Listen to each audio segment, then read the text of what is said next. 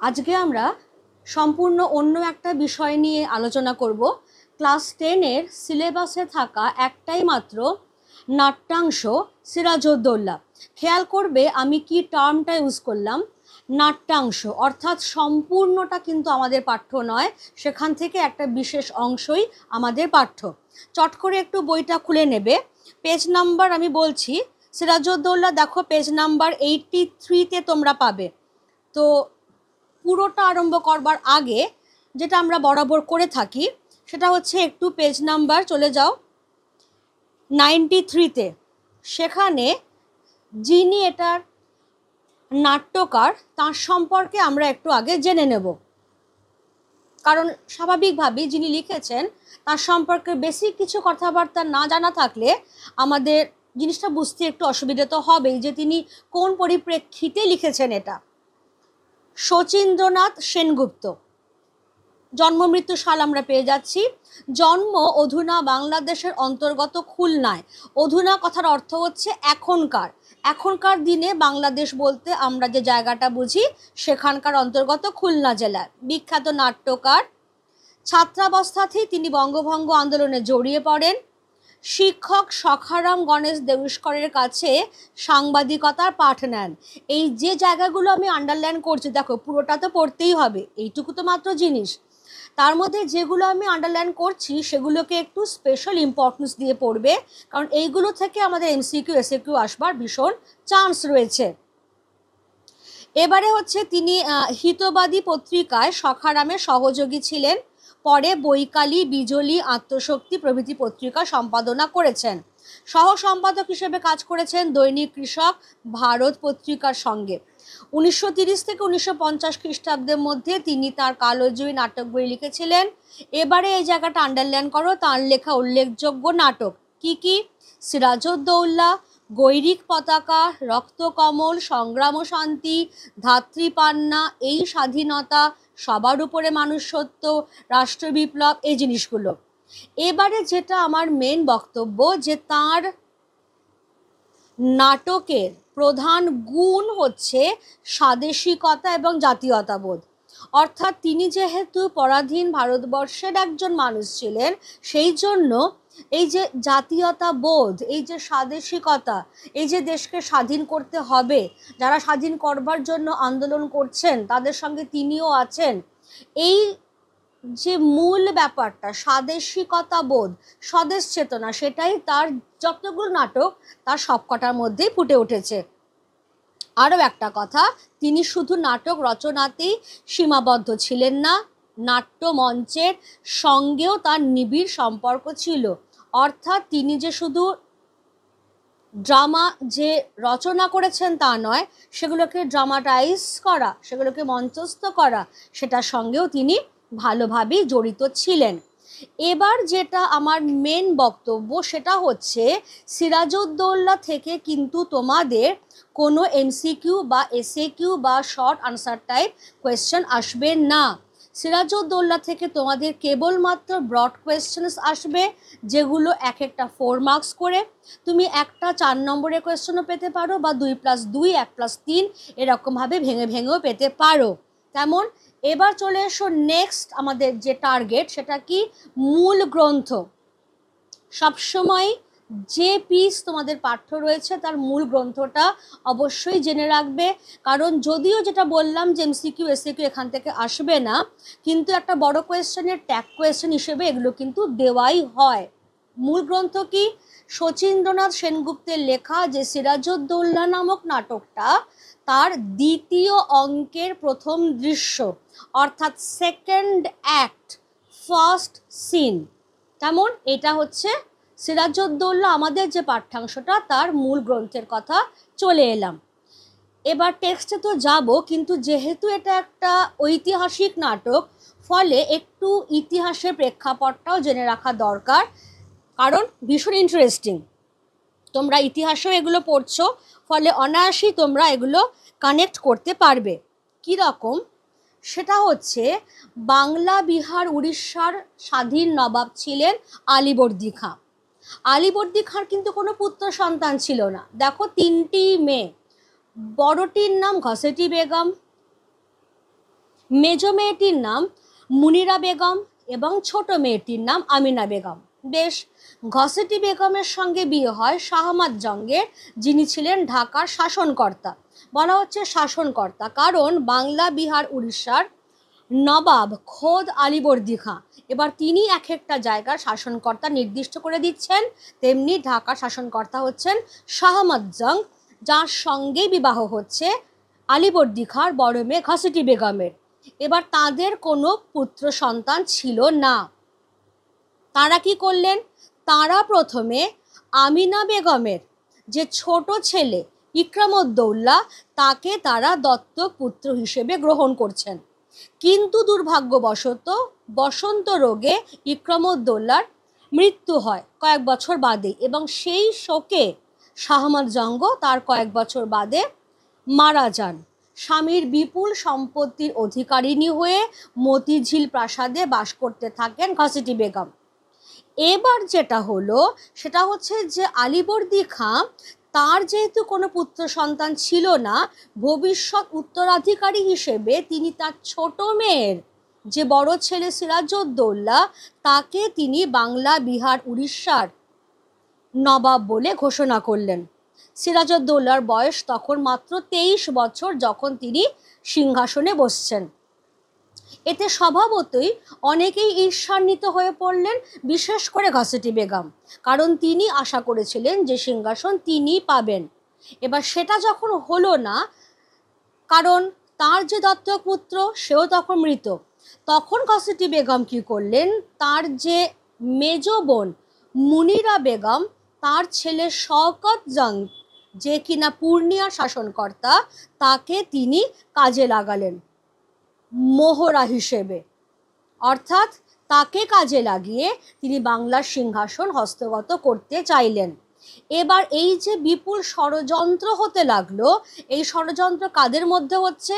ঘসেটি বেগমের মধ্যে হচ্ছে, শওকত জঙ্গের মধ্যে হচ্ছে, এবং তাদের সঙ্গে যোগ দিচ্ছেন ঢাকার দেওয়ান রাজা রাজবল্লভ। ঢাকা অর্থাৎ যেখানকার শাসনকর্তা ছিলেন শাহমাদ জং, তারই দেওয়ান রাজা রাজবল্লভ এই ষড়যন্ত্রে যোগ দিচ্ছেন। এই বিশাল ষড়যন্ত্র তৈরি হচ্ছে এবং এই ষড়যন্ত্রের কেন্দ্রস্থল হচ্ছে ঘসেটি বেগমের মতিঝিল প্রাসাদ। কেমন? এবার সিরাজউদ্দৌলা তিনি যথেষ্ট বুদ্ধিমান, দূরদর্শী এবং বিচক্ষণ বলেই কিন্তু তার দাদু তাকেই সিংহাসনটা দিয়ে গিয়েছিলেন। কারণ সিরাজউদ্দৌলা যখন বাংলার নবাব হননি, তখন বাংলায় একবার সাংঘাতিক বর্গী হামলা হয়েছিল। সিরাজউদ্দৌলা প্রবল প্রতাপের সঙ্গে সেই বর্গী হামলা রুখেছিলেন।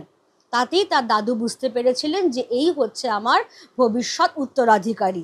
সুতরাং এহেন বিচক্ষণ সিরাজউদ্দৌলা, তার গুপ্তচর চারিদিকে ছড়ানো রয়েছে।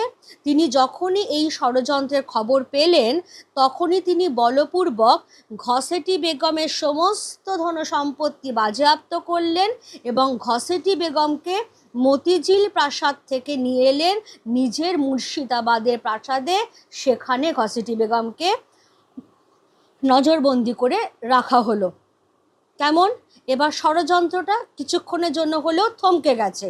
এবারে প্রশ্ন হচ্ছে শওকত জঙ্গের কি হলো? সিরাজউদ্দৌলা শওকত জংকে শিক্ষা দেবার জন্য তার বিরুদ্ধে যুদ্ধযাত্রা করলেন। কারণ ঘসেটি বেগম অলরেডি সিরাজউদ্দৌলার প্রাসাদে বন্দিনী হয়ে রয়েছেন। এবার সিরাজউদ্দৌলার সঙ্গে যুদ্ধ বাঁধছে শওকত জঙ্গের, যে যুদ্ধ পূর্ণিয়ার যুদ্ধ নামে পরিচিত।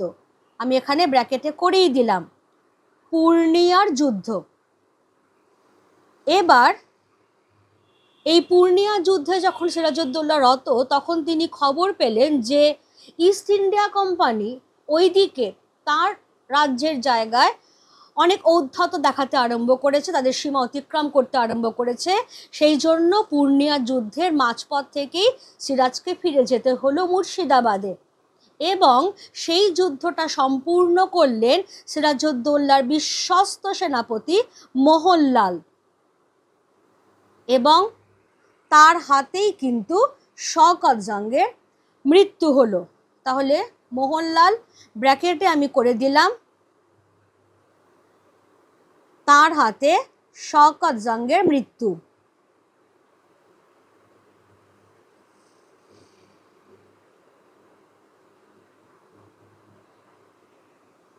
ক্লিয়ার সবার কাছেই জায়গাটা?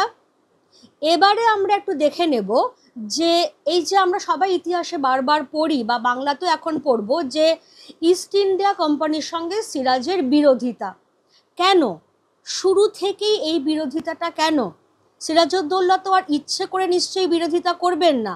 কি কি কারণ ঘটেছিল যার জন্য ইস্ট ইন্ডিয়া কোম্পানির সঙ্গে তার বিরোধিতার জায়গাটা তৈরি হলো? দেখো তো কি কি কারণ রয়েছে। অনেকগুলো কারণ রয়েছে। কীরকম? প্রথম কারণটা যেরকম সেটা হচ্ছে, আমি এখানে দিয়ে দিয়েছি, বাংলা, বিহার, উড়িষ্যার নবাব সিরাজউদ্দৌলার সঙ্গে ইস্ট ইন্ডিয়া কোম্পানির বিরোধিতার কারণ নাম্বার 1, সিরাজ যখন বাংলা, বিহার, উড়িষ্যার নবাব হলেন তখন চিরাচরিত প্রথা উপেক্ষা করে ইস্ট ইন্ডিয়া কোম্পানি নবাবকে কোনো ভেট বা উপঢৌকন পাঠালো না। অর্থাৎ যেটা রীতি, যেটা রেওয়াজ, সেটা হচ্ছে যে যখনই যিনি সিংহাসনে বসবেন, নবাব হবেন, তখনই যারা বণিক গোষ্ঠী তারা তাকে ভেট বা উপঢৌকন পাঠাবে। কিন্তু সেই প্রথাটা উপেক্ষা করে ইস্ট ইন্ডিয়া কোম্পানি সিরাজউদ্দৌলাকে কিন্তু কোনো ভেট বা উপঢৌকন পাঠালো না। এত বড় তাদের ঔদ্ধত্য, দুঃসাহস, স্বাভাবিকভাবেই সিরাজ এতে অত্যন্ত অপমানিত বোধ করলেন। নাম্বার 2, ঢাকার দেওয়ান রাজা রাজবল্লভ, যার কথা আমরা এইমাত্র পড়লাম, যে যিনি ঘসেটি বেগমের ষড়যন্ত্রকারীদের অন্যতম, তহবিল তছরূপ করেছিলেন। অর্থাৎ বেশ কিছু টাকা পয়সা, ধনসম্পদ, যেটা অ্যাকচুয়ালি সরকারি সম্পত্তি, অর্থাৎ সিরাজউদ্দৌলার সম্পত্তি, তিনি সেই বেশ কিছু টাকা পয়সা, ধনসম্পদ নিজে আত্মসাৎ করেছিলেন, যাকেই আমরা বলি তহবিল তছরূপ করা। সেরকম যখন করেছেন, নবাব খবর পেয়েছেন। সেই খবর পেয়ে সিরাজউদ্দৌলা তাকে মুর্শিদাবাদে এসে সমস্ত হিসেব বুঝিয়ে দিতে বলেছিলেন। তার দুঃসাহস দেখো কতটা, তিনি সেই আদেশ অমান্য করে তার পুত্র কৃষ্ণদাসকে দিয়ে সেই বিপুল পরিমাণ ধনসম্পত্তি, রত্নরাজি সব কিছু কলকাতায় পাঠিয়ে দিলেন। এবং কলকাতার সেই বণিক গোষ্ঠী ইস্ট ইন্ডিয়া কোম্পানি, তারা তো, তাদের তো এই ব্যাপারে পড়বার দরকারই নেই যে সিরাজউদ্দৌলা, তার কর্মচারী, তার সভাসদ, এদের মধ্যে কি হচ্ছে এখানে আমার তো পড়বার কোনো দরকার নেই। আমি এখানে বণিক হয়ে এসেছি, বাণিজ্য করতে এসেছি। কিন্তু ওই যে ইস্ট ইন্ডিয়া কোম্পানি এখানে শুধু বাণিজ্য করতে আসেনি। কবিতাতেই আছে, বণিকের মানদণ্ড পোহালে সর্বরই দেখা দিল রাজদণ্ড রূপে। সুতরাং তারা কিন্তু এখানে শুধু বাণিজ্য করতে আসেনি, তারা চেয়েছিল এই জায়গাটা শাসনকর্তা হতে। সেই জন্য ওরা কি করলো, যার সঙ্গে নবাবের শত্রুতা, তার ছেলেকে তারা আশ্রয় দিল। সিরাজ এতে অত্যন্ত বিরক্ত হলেন, রুষ্ট হলেন ইস্ট ইন্ডিয়া কোম্পানির ওপর। তাহলে এটা ইস্ট ইন্ডিয়া কোম্পানির দ্বিতীয় অপরাধ। 3 নম্বর কি, বাংলায় বাণিজ্যের অধিকার নিয়ে ইস্ট ইন্ডিয়া কোম্পানি আর ফরাসিদের মধ্যে বিবাদ অনেক দিনের। দক্ষিণ ভারতে তাদের মধ্যে যখন যুদ্ধ শুরু হলো, তখন দুপক্ষই কলকাতায় দুর্গ বানাতে আরম্ভ করলো, ফোর্ট নির্মাণ যাকে বলে, যে হ্যাঁ আমরা সুরক্ষার অভাব বোধ করছি, যার যার মতো দুর্গ বানাচ্ছি। নবাব সিরাজউদ্দৌলা বলছেন যে আমার রাজত্বে তোমরা কেউ নিজেরা দুর্গ বানাতে পারবে না। ফরাসিরা ভদ্র, তারা সেই আদেশ মান্য করলো। ইস্ট ইন্ডিয়া কোম্পানি কিন্তু অমান্য করলো, দুর্গ নির্মাণের কাজ চালিয়ে যেতে থাকলো। সরাসরি বিরোধিতা। এবার কি হচ্ছে, 4 নম্বর কারণ, দিল্লির বাদশাহ ফারুক শিয়ার 1717 সালে ইস্ট ইন্ডিয়া কোম্পানিকে একটা দস্তক বা ছাড়পত্র দিয়েছিলেন যে হ্যাঁ তোমরা কলকাতায় বাণিজ্য করতে পারবে। কিন্তু ইস্ট ইন্ডিয়া কোম্পানি কি করলো, সেটা ব্যক্তিগত বাণিজ্যে ব্যবহার করতে শুরু করলো। অর্থাৎ যাকে বলা যেতে পারে যে দিল্লির বাদশাহ দেওয়া দস্তকের অপব্যবহার করা, মিসইউজ করা। সেটাও করছে কিনা এই বাংলা, বিহার, উড়িষ্যা, যে জায়গাগুলো সিরাজউদ্দৌলার অধীনে, সেখানেই। এবার শুধু এখানেই তারা থেমে নেই, তারা কি করছে, সিরাজউদ্দৌলার বিরুদ্ধে তাঁরই সভাসদ এবং তার যে মন্ত্রীরা যে ষড়যন্ত্র করছিল, সেই ষড়যন্ত্রে যোগ দিয়ে তাকে সিংহাসনচ্যুত করবার চেষ্টা করতে থাকলো। আমি যেটা প্রথমেই বললাম যে তারা কিন্তু এখানে শুধু বাণিজ্য করতে আসেনি, তারা এসেছিল যে ঘরোয়া যে বিবাদ চলছে সিরাজের পরিবারের সঙ্গে, সিরাজের সভাসদদের সঙ্গে তার যে বিবাদ চলছে সেটার ভেতরে নাকটা গলিয়ে দিয়ে সিংহাসনটা দখল করে নেওয়া। এই রকম অবস্থায় সিরাজউদ্দৌলাকে কিছু কঠিন পদক্ষেপ তো গ্রহণ করতেই হবে, কারণ তা নয় তো তিনি সিংহাসনে থাকতে পারবেন না। তিনি কি কঠিন পদক্ষেপ নিলেন? নাম্বার 1, 1756 খ্রিস্টাব্দে 4 জুন সিরাজ ইস্ট ইন্ডিয়া কোম্পানির বাণিজ্য ঘাঁটি কাশিম বাজার দখল করে নিচ্ছেন। তাহলে কাদের বাণিজ্য ঘাঁটি? এটা ইস্ট ইন্ডিয়া কোম্পানির। দখল করে নিচ্ছেন সৈন্যবাহিনী পাঠিয়ে। সেকেন্ড স্টেপ, 1756 একই সালে 20 জুন সিরাজ কলকাতা অভিমুখে যুদ্ধযাত্রা করলেন, কারণ তিনি খবর পেয়েছেন যে ইস্ট ইন্ডিয়া কোম্পানি দুর্গ বানাচ্ছে এবং সে দুর্গটাকে রীতিমতো দুর্ভেদ্য করে তুলছে। দুর্গের নাম তোমরা এখনকার দিনে সবাই জানো, ফোর্ট উইলিয়াম। সিরাজ তখন সৈন্য সহ কলকাতা অভিমুখে যুদ্ধ করছেন, ফোর্ট উইলিয়াম সহ কলকাতা দখল করে নিচ্ছেন এবং তার দাদুর নাম অনুসারে কলকাতার নতুন নামকরণ করছেন আলীনগর। এই খবর যখন লর্ড ক্লাইভ পাচ্ছেন এবং অ্যাডমিরাল ওয়াটসনও পাচ্ছেন, তখন তারা মাদ্রাজ থেকে কলকাতায় বিশাল সৈন্যবাহিনী পাঠিয়ে কলকাতা পুনরুদ্ধার করে নিচ্ছেন, কারণ সিরাজ চলে এসছেন মুর্শিদাবাদে, ফলে কলকাতাকে রক্ষা করবার মতো কেউ নেই। এই অবস্থাতে ইস্ট ইন্ডিয়া কোম্পানি খবর পাঠিয়েছে মাদ্রাজ থেকে বিশাল সৈন্যবাহিনী এসেছে এবং তারা কলকাতা পুনরুদ্ধার করে নিয়েছে 1757 সালে, ঠিক 1 বছর বাদে 2রা জানুয়ারি। এই খবর যখন সিরাজ পাচ্ছেন, তিনি কোম্পানির বিরুদ্ধে যুদ্ধযাত্রা করবেন ভেবেও করতে পারলেন না, কারণ তখন ইস্ট ইন্ডিয়াতে পূর্ব ভারতে বহিঃশত্রুর একটা আক্রমণের আশঙ্কা তৈরি হয়েছিল। তিনি তখন যুদ্ধ বন্ধ রাখলেন এবং তখনকার মতো ইস্ট ইন্ডিয়া কোম্পানির সঙ্গে একটা আপোষে গেলেন। আলীনগরের সন্ধি স্বাক্ষরিত হলো উভয় পক্ষের মধ্যে 1757 সালের 9 ফেব্রুয়ারি। উভয় পক্ষ, একদিকে সিরাজউদ্দৌলা, অন্যদিকে ইস্ট ইন্ডিয়া কোম্পানি। আলীনগরের সন্ধির শর্ত কি ছিল? যে ইস্ট ইন্ডিয়া কোম্পানি বাংলায় বিনা শুল্কে বাণিজ্য করতে পারবে, অর্থাৎ তারা বাণিজ্য করবে বটে, কিন্তু তার জন্য সিরাজউদ্দৌলার অর্থাৎ বাংলার যে নবাব, তার যে প্রাপ্য ট্যাক্সটা হয় সেই ট্যাক্সটা তারা দেবে না বিনা শুল্কে। নাম্বার 2, ইস্ট ইন্ডিয়া কোম্পানি কলকাতায় দুর্গ বানাতে পারবে।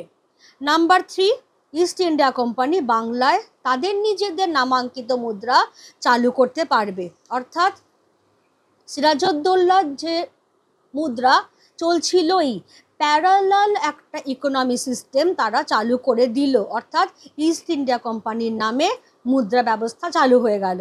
আর সবচেয়ে বড় যে পয়েন্টটা, সেটা হচ্ছে যুদ্ধবিরতি ঘোষণা হচ্ছে, অর্থাৎ দুপক্ষই স্বীকার করে নিচ্ছে যে আর যুদ্ধ হবে না।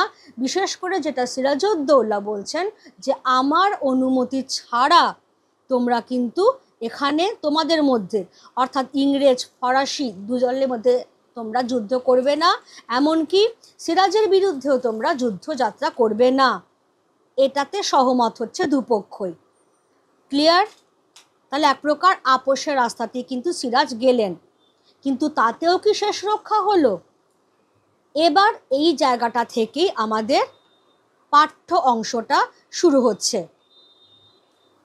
যেহেতু এটা নাটক, সেজন্য বলাই বাহুল্য সংলাপের আকারেই পুরোটা আসবে এবং স্থান, কাল, পাত্র সমস্ত কিছু উল্লেখ করাই থাকবে। আমি সবাইকে বলবো বানানের দিকটা খেয়াল রাখতে, ভীষণ বানান ভুল হয়। সিরাজউদ্দৌলা এইটা দেখবে, আর শচীন্দ্রনাথ সেনগুপ্ত সারনেমটা একবার দেখে নেবে, কারণ এই জায়গাটাতে ছাত্রছাত্রীদের ভুলটা হয় সবচেয়ে বেশি। এবার যেটা বললাম যে স্থান, কাল, পাত্রের উল্লেখ থাকবে, কীরকম? 1 মিনিট। হ্যাঁ, দরবার কক্ষ অর্থাৎ সিরাজের দরবার। সিরাজ যথারীতি সিংহাসনে বসে আছেন, কর্মচারীরা যথাস্থানে বসে আছেন, সভাসদদের মাঝে রয়েছেন কারা? দেখো, মির্জাফর, মোহনলাল, মীরমদন, রায়দুর্লভ এরা একদিকে, আর একদিকে রাজবল্লভ, জগৎ শেঠ, ওয়াটস, মসিয়েলা এরা দাঁড়িয়ে রয়েছেন। আর গোলাম হোসেন সে যেরকম যথারীতি সে নবাবের পায়ের কাছে বসে আছে, কারণ সে সিরাজের গোলাম বা ভৃত্য।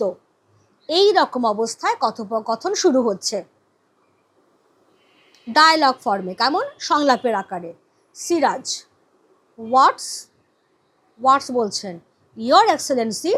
তাহলে আমরা একটু এখানে পরিচয়টা করে নেব। ওয়াটসকে সিরাজের দরবারে ইস্ট ইন্ডিয়া কোম্পানির প্রতিনিধি।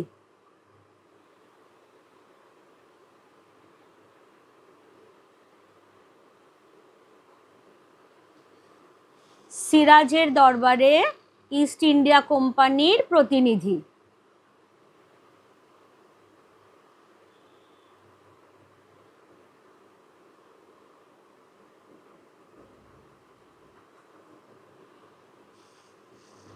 আর এই যে বলা হলো ইয়োর এক্সেলেন্সি, এটার বাংলা অর্থ দাঁড়ায় জাহাপানা। জাহাপানা টার্মটা একটু পুরনো টার্ম, আরবি ফার্সি শব্দ জাহাপানা। সিরাজ বলছেন কলকাতা জয়ে যখন আমরা যাত্রা করি তখন তুমি আমার সঙ্গে সঙ্গেই ছিলে, সুতরাং কলকাতা জয়ের ইতিহাস তুমি জানো। তুমি জানো যে কলকাতা জয় করে সেই নগরের নাম আমরা আলীনগর রাখি। ওয়াটস বলছেন জানে ইয়োর এক্সেলেন্সি, আলীনগরে তোমাদের কোম্পানির সঙ্গে যে সন্ধি হয় তার সব শর্ত তোমাদের জানা আছে। এই যে আলীনগরের সন্ধি, আমি আরও একবার ছেলে মেয়েদের খেয়াল করিয়ে দেব যে আলীনগরের সন্ধির সাল তারিখ 1757 সাল 9 ফেব্রুয়ারি। আলীনগরের সন্ধি স্বাক্ষরিত হয়েছিল সিরাজউদ্দৌলা আর ইস্ট ইন্ডিয়া কোম্পানির মধ্যে। তাহলে এইটুকু অংশের মধ্যে কি বলা হচ্ছে, সিরাজ ওয়াটসকে ডেকে বলছেন যে আমি যখন কলকাতা অভিমুখে যুদ্ধযাত্রা করি তখন তুমি আমার সঙ্গে সঙ্গেই ছিলে, সুতরাং কলকাতা জয়ের ইতিহাস তুমি পুরোটাই জানো, এবং কলকাতার নাম পাল্টে আমি যে আলীনগর রাখি সেটাও তোমার জানা আছে, এবং আলীনগরের যে সন্ধি স্বাক্ষরিত হয়েছিল তোমার কোম্পানির সঙ্গে সেটাও তুমি জানো তো। এবার সব কথাতেই ওয়াটস বলছে যে হ্যাঁ সে সবটাই জানে। সিরাজের বক্তব্য কি শেষ হয়েছে এখানে? দেখে নিই আমরা। সিরাজের বক্তব্য কিন্তু এখানে শেষ হয়নি। সিরাজউদ্দৌলা কি বলছেন? তিনি বলছেন তোমাদের কোম্পানি সন্ধির সকল শর্ত যাতে রক্ষা করে তারই জন্য প্রতিভূরূপে তোমাকে মুর্শিদাবাদে রাখা হয়েছে। কোম্পানি সন্ধির শর্ত রক্ষা না করলে যুদ্ধ ঘোষণার আগেই তোমাকে আমরা তোপের মুখে উড়িয়ে দিতে পারি, জানো। প্রতিভূ মানে হচ্ছে যেটাকে আমরা ইংলিশে বলি রিপ্রেজেন্টেটিভ, প্রতিনিধি। সিরাজ কি বলছেন যে আলীনগরের সন্ধি স্বাক্ষরিত হয়েছিল তোমার ইস্ট ইন্ডিয়া কোম্পানির সঙ্গে আমার, এবং সেই সন্ধির শর্ত যাতে কোম্পানি রক্ষা করে তাই কোম্পানির প্রতিনিধি হিসেবে তোমাকে আমার দরবারে স্থান দেওয়া হয়েছে, এবং আমাদের উভয়ের মধ্যে কথাবার্তা হয়েই আছে যে তোমার কোম্পানি যদি সন্ধির শর্ত রক্ষা না করে তাহলে সেই মুহূর্তেই আমরা তোমাকে তোপের মুখে উড়িয়ে দেব। তোপের মুখে উড়িয়ে দেওয়া মানে কামানের গোলার মুখে উড়িয়ে দেওয়া, ধ্বংস করে দেওয়া। ওয়াটস এতেও বলছে জানে ইয়োর এক্সেলেন্সি। সিরাজ বলছেন তুমি প্রস্তুত হও, অর্থাৎ তোমাকে আমরা এখনই তোপের মুখে উড়িয়ে দেব। ওয়াটস বলছেন আমি জানিলাম না আমাদের অপরাধ। দেখবে ভাষাটা একটু তোমাদের অদ্ভুত লাগবে, আসলে এরা তো ইংরেজ, এরা বাংলা যে চলিত কথা জানে না, সেজন্য এরা একটু সাধু বাংলাই ব্যবহার করে, কিন্তু সাধু বাংলা ব্যবহারের যে রীতি সেটাও প্রপার যাদের জানা নেই, সেজন্যে এখানে যেটা বলছে যে জানে ইয়োর এক্সেলেন্সি, এটা হওয়া উচিত যে আমি জানি, কিন্তু ওরা যেহেতু বাংলা বাক্য ব্যবহারের রীতি জানে না সেজন্যই এরকম একটা বিকৃত বাংলা বলছে। যখন সিরাজ বলছেন তুমি তৈরি হও কারণ তোমাকে আমরা তোপের মুখে উড়িয়ে দেব, তখন ওয়াটস বলছে আমি তো আমার অপরাধ কি সেটা জানলামই না। সিরাজ বলছেন তোমাদের অপরাধ সভ্যতার শিষ্টাচারের সীমা অতিক্রম করেছে। স্পর্ধা তোমাদের আকাশস্পর্শী হয়ে উঠেছে। শুধু শান্তিভঙ্গের আশঙ্কায় আমি এতদিন তোমাদের সঙ্গে ভদ্র ব্যবহার করে এসেছি, কিন্তু ভদ্রতার অযোগ্য তোমরা। ওয়াটস বলছে, আপনার অভিযোগ বুঝিতে পারিলাম না। দেখো ওই সাধু বাক্যের ব্যবহার। সিরাজ বলছেন, তিনি কাকে ডেকে নিচ্ছেন? মুন্সিজিকে, অর্থাৎ যিনি সিরাজের দলিল, দস্তাবেজ, চিঠিপত্র সংরক্ষণ করেন তাকে। কি বলছেন সিরাজ? মুন্সিজি, অ্যাডমিরাল ওয়াটসনের পত্র। মুন্সিজি একখানি পত্র বাহির করিলেন। সিরাজ ওয়াটসকে জিজ্ঞাসা করছেন, এই পত্র সম্বন্ধে তুমি কিছু জানো? মুন্সি পত্র ওয়াটসকে দিলেন। ওয়াটস পড়িতে লাগিলেন। সিরাজ বলছেন, শেষের দিকে কি লেখা আছে? ওয়াটস পড়ছেন, I now acquaint you that the remainder of the troops which should have been here long since, and which I hear the colonel told you he expected, will be at Calcutta in a few days. That in a few days more I shall dispatch a vessel for more ships and more troops, and that I will kindle such a flame in your country as all the water in the Ganges shall not be able to extinguish. Siraj বলছেন, মুন্সিজি, এই পত্রের মর্ম সভাসদদের বুঝিয়ে দিন। মুন্সিজি তখন সেই পত্রের বাংলা অনুবাদ করে শোনাচ্ছেন। কি বলছেন? কি লেখা আছে চিঠিতে? কর্নেল ক্লাইভ যে সৈন্যের কথা উল্লেখ করিয়াছিলেন তাহা শীঘ্রই কলিকাতায় পৌঁছিবে। আমি সত্বর আর একখানা জাহাজ মাদ্রাজে পাঠাইয়া সংবাদ দিব যে আরও সৈন্য এবং আরও জাহাজ বাংলায় আবশ্যক। বাংলায় আমি এমন আগুন জ্বালাইব যাহা গঙ্গার সমস্ত জল দিয়াও নিভানো যাইবে না। তাহলে এই চিঠিটা কে লিখেছেন, কাকে লিখেছেন? এই চিঠিটা যেটা, সেটা লিখেছেন হচ্ছেন অ্যাডমিরাল ওয়াটসন। কেমন? বলাই হয়েছে অ্যাডমিরাল ওয়াটসনের পত্র। এবং সেই পত্রটা তিনি কি বলছেন সেখানে? তিনি বলছেন যে কর্নেল ক্লাইভ যে সৈন্যের কথা উল্লেখ করেছিলেন তা খুব শিগগিরই কলকাতায় আসবে, এবং আমি মানে হচ্ছে অ্যাডমিরাল ওয়াটসন, তিনি তাড়াতাড়ি আর একটা জাহাজ কোথায় পাঠাবেন? পাঠাবেন হচ্ছে মাদ্রাজে। পাঠিয়ে তিনি কি খবর দেবেন? যে বাংলায় আরও জাহাজ, আরও সৈন্যের প্রয়োজন আছে। এবং তিনি বলছেন যে সারা বাংলায় আমি এমন আগুন জ্বালাবো যে সমস্ত গঙ্গার জল দিয়েও তা নেভানো যাবে না। সিরাজ বলছেন, ওয়াটস, এ ভীতি প্রদর্শনের অর্থ কি? তার মানে কি একটা যুদ্ধ প্রস্তুতি অলরেডি ইস্ট ইন্ডিয়া কোম্পানি শুরু করে দিয়েছে। এক প্রস্থ সৈন্য বা বলা ভালো নৌবহর এসে গেছে কলকাতায়। আরও সৈন্য, আরও জাহাজ পাঠাবার জন্য অ্যাডমিরাল ওয়াটসন চিঠি পাঠিয়ে দিয়েছেন কর্নেল ক্লাইভকে। সেখান থেকে তার মানে আবার এসে পৌঁছবে, এবং বাংলাতে যুদ্ধের বিধ্বংসী যুদ্ধের এমন আগুন জ্বালানো হবে যে গঙ্গার সমস্ত জল দিয়েও সেই আগুন নেভানো যাবে না। সিরাজ ওয়াটসকে বলছেন, কি ব্যাপার, এই ভয় দেখানোর অর্থটা কি?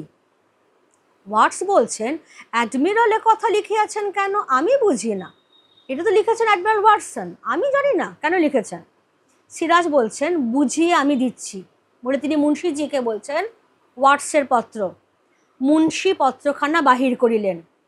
সিরাজ বলছেন, আপনি পড়ুন, ওর হাতে দেবেন না। আচ্ছা, ওকে একবার দেখিয়ে নিন। ওয়াটস পত্র দেখিল। সিরাজ জিজ্ঞাসা করছেন, বলতে পারো তোমার হাতের লেখা নয়? সরাসরি একদম। ওয়াটস বলছেন, হ্যাঁ আমি লিখিয়াছে। সিরাজ বলছেন, পড়ুন মুন্সিজি। এবার ওয়াটস কি লিখেছেন? It is impossible to rely upon the Nawab and it will be wise to attack Chandannagar.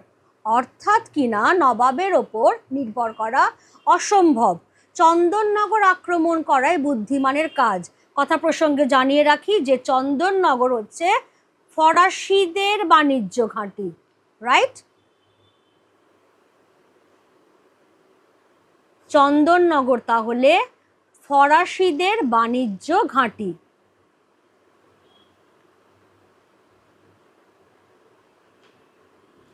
তাহলে এখান থেকে ওই অবধি এতখানি যে আমরা টানা পড়লাম, তার বেসিসে আমরা যেটা দেখতে পাচ্ছি যে ওয়াটস সিরাজেরই দরবারে বসে সিরাজের বিরুদ্ধেই ষড়যন্ত্র করছেন। কিন্তু তিনি অ্যাডমিরাল ওয়াটসনকে চিঠি লিখেছেন যে নবাবের ওপরে বিশ্বাস করা অসম্ভব, সুতরাং আমাদের উচিত চন্দননগর আক্রমণ করা।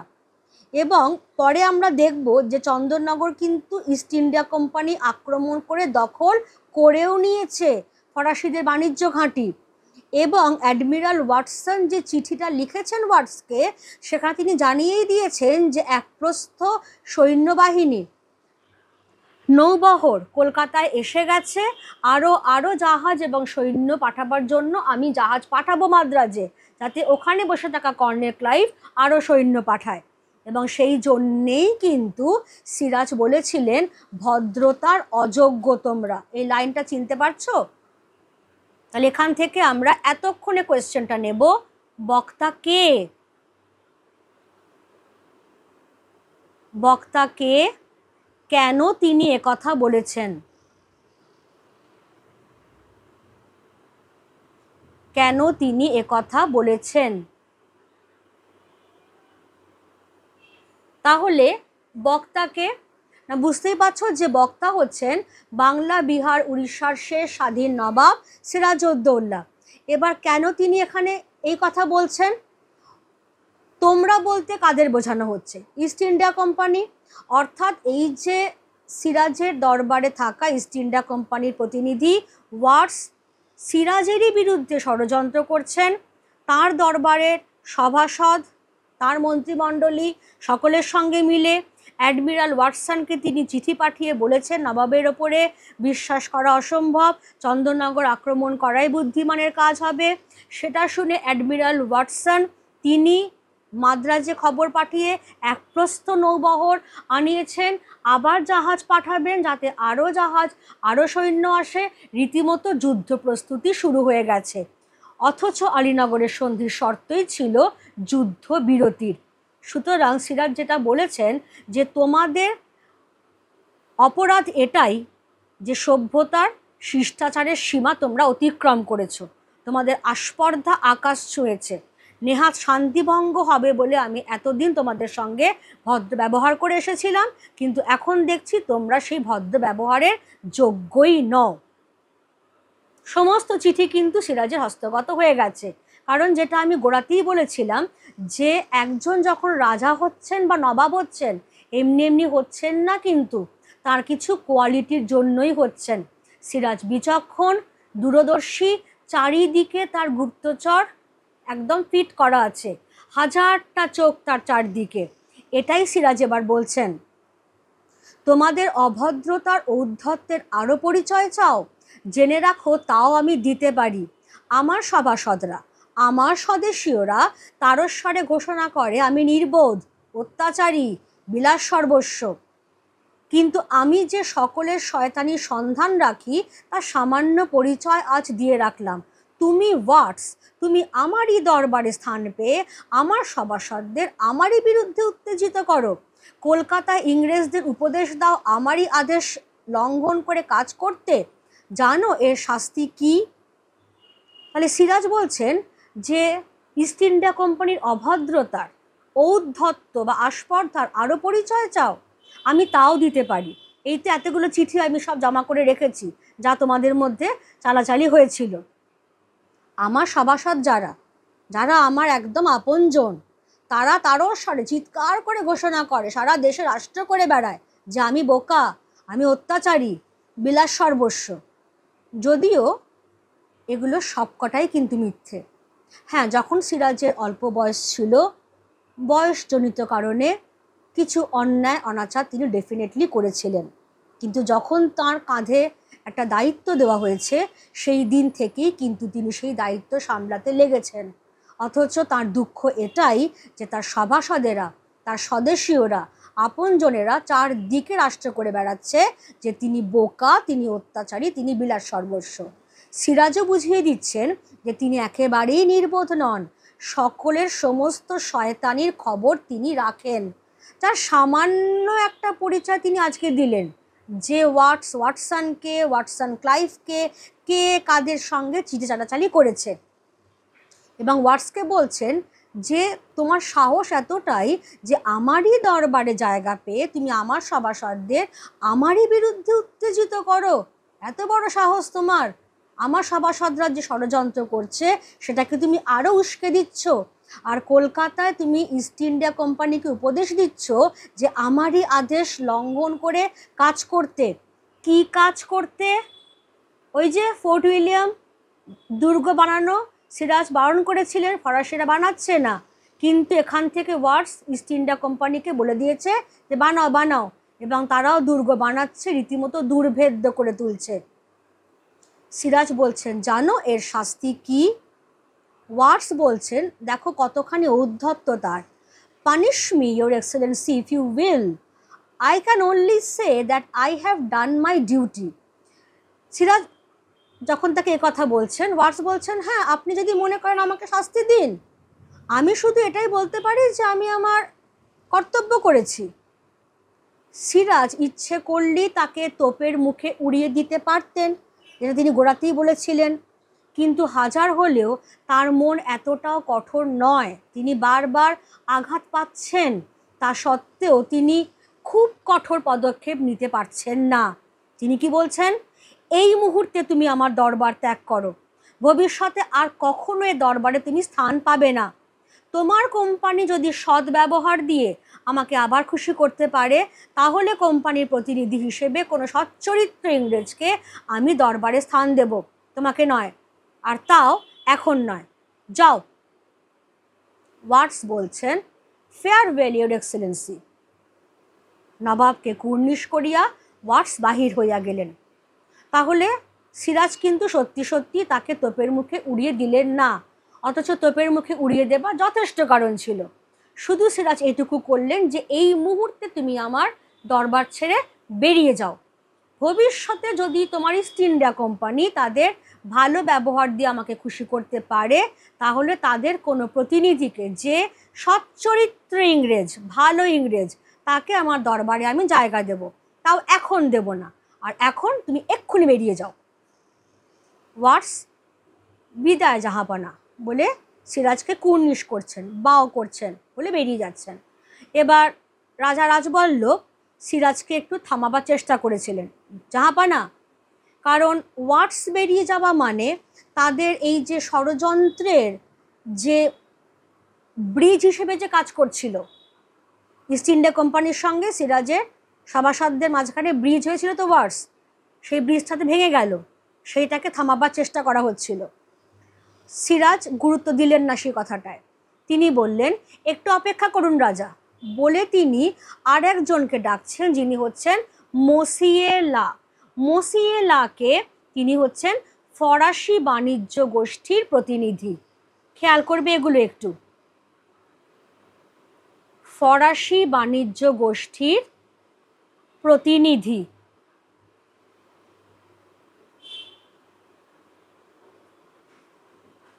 তাকে তিনি কি বলছেন? তাকে তিনি যেটা বলছেন, তাকে যখন তিনি ডাকছেন তখন মসিয়েলা তিনি বলছেন at your command your excellency, জাহাপানা আপনার আদেশের অপেক্ষাতেই আছি। সিংহাসনের সামনে গিয়া কুর্নিশ করিলেন। এরা যেহেতু বিদেশি সেজন্য বাও করছে। সিরাজ বলছেন তোমাদের কাছে আমি লজ্জিত। এই লাইনটা ভীষণভাবে আসে। কোয়েশ্চেনটা কি আসে? কে কাদের কাছে কেন লজ্জিত? একটু দেখে নাও কোয়েশ্চেনটা।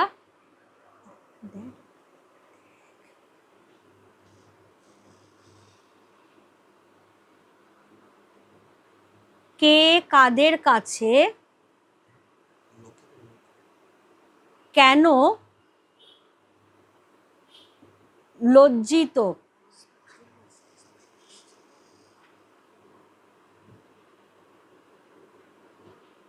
উত্তরটা আমরা একটু পরে পাবো ডেফিনেটলি, আগে আমরা একটু পড়ে নিই। তোমরা ফরাসিরা বহুদিন থেকেই বাংলাদেশে বাণিজ্য করছো, আমার সঙ্গে কখনো তোমরা অসৎ ব্যবহার করোনি। ইংরেজদের সঙ্গে তোমাদের বিবাদ আজকাল নয়, আর এদেশের কোনো ব্যাপার নিয়েও নয়। সাগরের ওপারে তোমরা পরস্পরের টুটি চেপে মারলেও আমার কিছু বলবার থাকে না। আমার রাজ্যে তোমরা শান্ত হয়ে থাকো, এই আমার কামনা। ইংরেজরা আমার সম্মতি না নিয়ে চন্দননগর অধিকার করেছে। সমস্ত ফরাসি বাণিজ্য কুঠি তাদের ছেড়ে দেওয়া হোক, এই মর্মে দাবি উপস্থিত করেছে। তোমরা প্রতিকারের আশায় আমার কাছে উপস্থিত হয়েছ। মুসিয়েলা বলছেন, we have always thought for your protection, your Excellency. Siraj বলছেন, কলকাতা জয়ে আর পূর্ণিয়ার সকাতজঙ্গের সঙ্গে সংগ্রামে আমার বহু লোকক্ষয় ও অর্থ ব্যয় হয়েছে। আমার মন্ত্রিমণ্ডলীয় যুদ্ধের পক্ষপাতী নন। এইরূপ অবস্থায় তোমাদের প্রতি আমার অন্তরের পূর্ণ সহানুভূতি থাকা সত্ত্বেও আমি তোমাদের জন্যে ইংরেজদের সঙ্গে বিবাদে প্রবৃত্ত হতে পারি না। আমার এই অক্ষমতার জন্য তোমরা আমাকে ক্ষমা করো। এই লাইনটা তুলে কোয়েশ্চেন, বক্তা কে, কাদের কাছে কেন তিনি ক্ষমা চেয়েছেন? কাদের কাছে কেন তিনি ক্ষমা চেয়েছেন?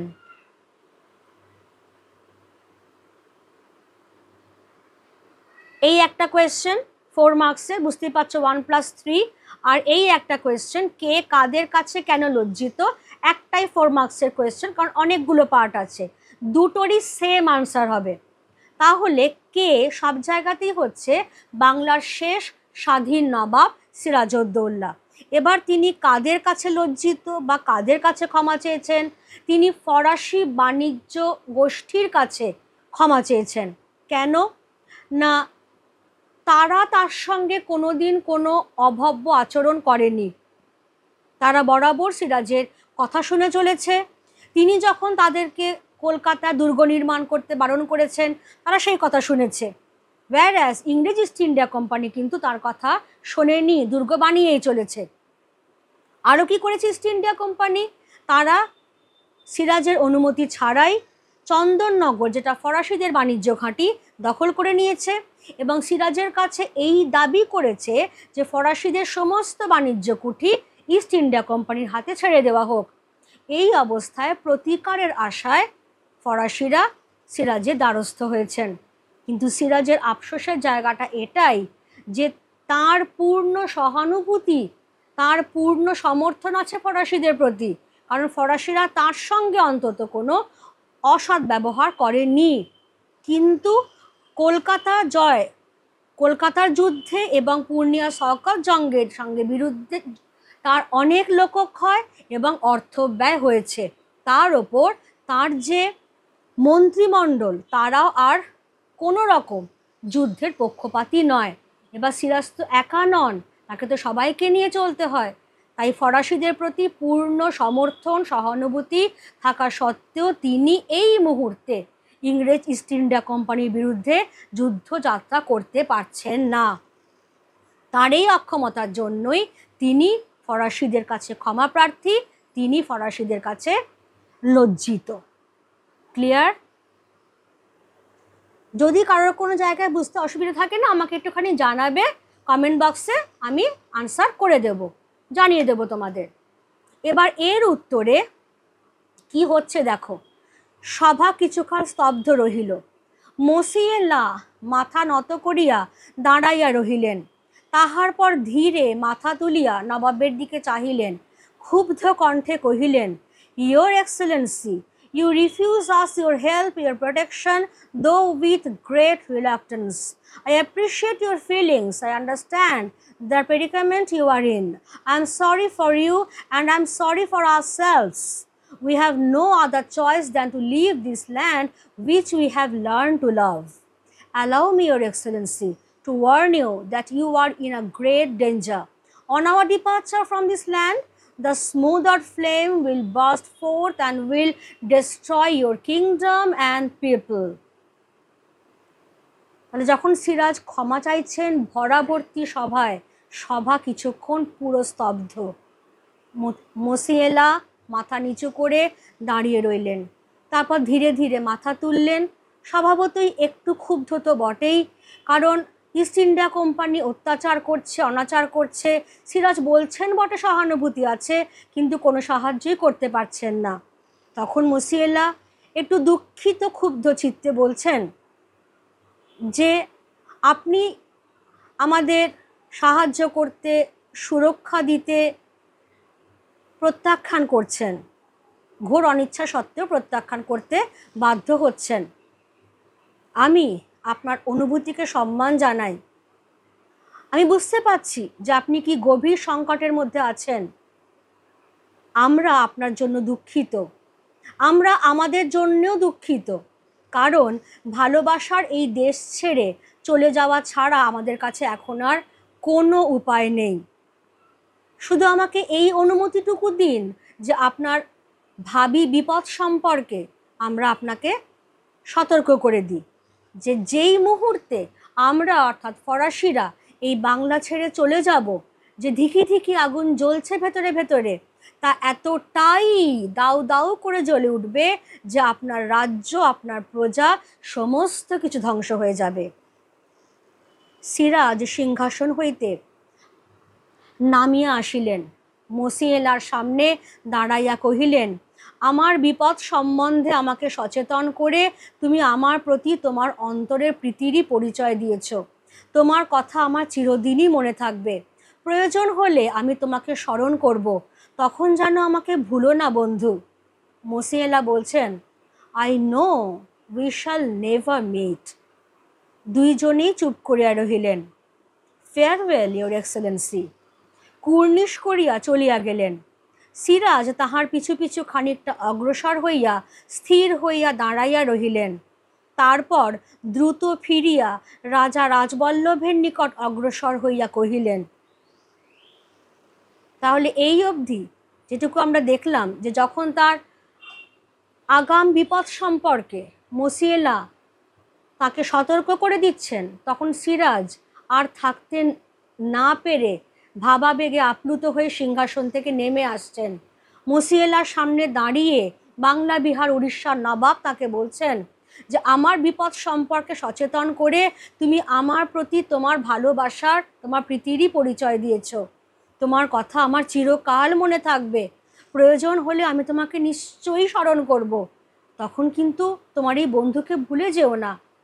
মসিয়েলা জানেন যে ফরাসিরা একবার বাংলা থেকে বেরিয়ে গেলে ইস্ট ইন্ডিয়া কোম্পানি তাদেরকে আর বাংলায় ঢুকতে দেবে না। সেজন্য সেই কঠোর সত্যটাই সে বলছে, যে আমি জানি যে আমরা আর কোনো দিনই মিলিত হব না, দেখা হবে না আমাদের আর কখনো। দুজনেই চুপ করে রয়েছেন। তারপর মসিয়েলা বলছেন, আমাকে এখন বিদায় দিন জাহাপানা, বলে সেও বাও করে চলে যাচ্ছেন। সিরাজ কিছু দূর তার পেছন পেছন যাচ্ছেন, যে আমি ফরাসিদের সাহায্য করতে পারলাম না, আমার উপায় নেই, আমার হাত পা বাঁধা। তারপর তিনি দ্রুত ফিরে আসছেন তার সিংহাসনের দিকে। মাঝখানে থামছেন, রাজবল্লভের দিকে অগ্রসর হচ্ছেন, কারণ রাজবল্লভই তাকে কিছুক্ষণ আগে জাহাপানা বলে কিছু একটা বলবার চেষ্টা করেছিলেন। কি কথোপকথন হচ্ছে উভয়ের মধ্যে, সেটা আমরা নেক্সট ক্লাসে দেখব। আপাতত এই পর্যন্তই আমার পড়ানো থাকবে।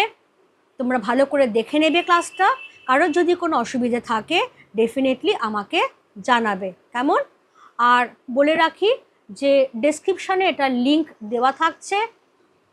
আরও অনেক ভিডিওই আমি ইতিমধ্যে দিয়ে দিয়েছি, পথের দাবি, অদল বদল, সিন্ধু তীরে, সেগুলো সমস্ত লিঙ্কও ডেসক্রিপশানে থাকছে। ভিডিওর ওপরে যে আই বাটন, সেখানে ক্লিক করলেও তোমরা লিঙ্কগুলো পেয়ে যাবে, সেগুলো দেখে নিও সময় করে। আর কোনো টপিক নিয়ে কারোর যদি কোনো বক্তব্য থাকে তাহলে কিন্তু আমাকে জানাতে ভুলো না, কেমন? আজকে ক্লাস তাহলে আমি এখানেই রাখছি। Thank you everybody.